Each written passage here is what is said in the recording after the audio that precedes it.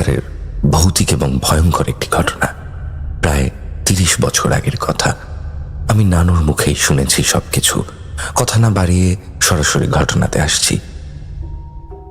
প্রথমে একটু বর্ণনা দিই।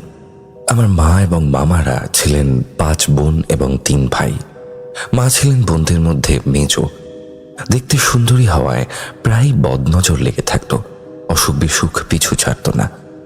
আমার নানা ছিলেন কৃষক। নানুবাড়ির পরিবেশটা একটু আলাদা ধরনের ছিল। মেইন রাস্তাটা থেকে একটু ভিতরে কাঁচা রাস্তার পাশে বাড়ি। চারিদিক নীরব, মাঝে মাঝে শুধু দূরে শেয়ালের ডাক শোনা যেত। পাশেই বিশাল চাষের জমি, আর বাড়ির সামনে বড় একটা পুকুর। পুকুর পাড়ে পাশাপাশি দাঁড়িয়ে থাকা 2টা 100 বছরের পুরনো কাঁচা মিষ্টি আম গাছ। পুকুরের পাড়ে একটি খেলার মাঠ, আর মাঠের পর অনেক বড় বেতের আড়া। গভীর রাতে সেখান থেকে নানা রকমের ভয়ঙ্কর ডাক ভেসে আসত। পাশ দিয়ে কাঁচা রাস্তা চলে গেছে অন্য একটি গ্রামের দিকে।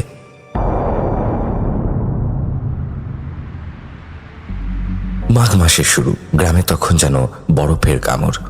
হাড় কাঁপানো শীত, নিঃশ্বাস নিলেই কুয়াশার ধোঁয়া বের হয়। সেদিন সন্ধ্যায় বাড়িতে পিঠে পুলির উৎসব হলো। নলেন গুড় আর নারকেলের গন্ধে পুরো বাড়িটা ম করছিল। ছোটরা খেলছে, বড়রা হাসছে। পুরো বাড়িতে এক ধরনের আনন্দের আলো ছিল। পিঠে বানানো শেষ হতে হতে অনেকটা রাত হয়ে যায়। বাড়ির সবাই একে একে ঘুমিয়ে পড়ে। নানু তখন ঘুম না করে থালা বাসন ধোয়ার জন্য পুকুরে যেতে প্রস্তুতি নেয়। কুয়াশায় মোড়া জোছনা রাত।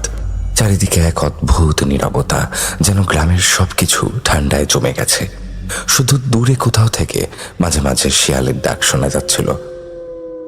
নানু যখন পুকুরের দিকে হাঁটছিল, পায়ের নিচে ভেজা ঘাসের চপ চপ শব্দ স্পষ্ট শোনা যাচ্ছিল।